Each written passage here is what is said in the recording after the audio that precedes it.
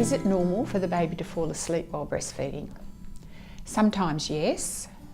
I think that's quite normal depending on the circumstances of the feed. So if I was observing the feed, I'd be looking for the baby's cues to say when it was satisfied.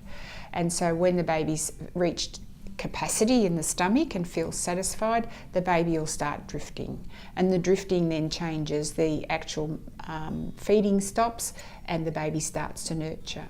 And then the baby will stay there in that lovely dream state, just nurturing until it's ready to slip off the breast. That's the part I call the emotional part of the feeding. So the combination is the baby satisfying itself calorically, volumetrically and hydrating and reaching a capacity that's right for the age and stage of that little baby, and then staying there till it reaches that beautiful euphoric state to drift off to sleep.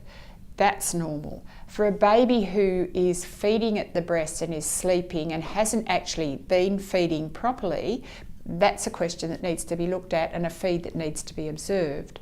Again, history plays an important part in that. If the baby's sleeping when it should be feeding, then how many feeds has this little baby had in the 24-hour period? How old is the baby? How many wet nappies, how many pooey nappies, is my volume okay?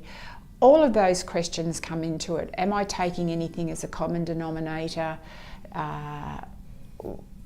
What is making my little baby sleep during breastfeeding would be my question. So I'd need to sit through a whole feed with you and observe that. And you know, as always, if your instinct is guiding you in a direction, you follow that. It's always right. A mother's instinct is so powerful.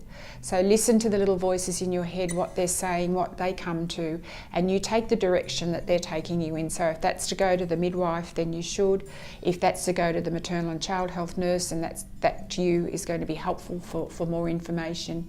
If that's seeking the assistance of a friend or someone to help you have a look at it, or if it's going to a doctor to look at what's happening, that's fine.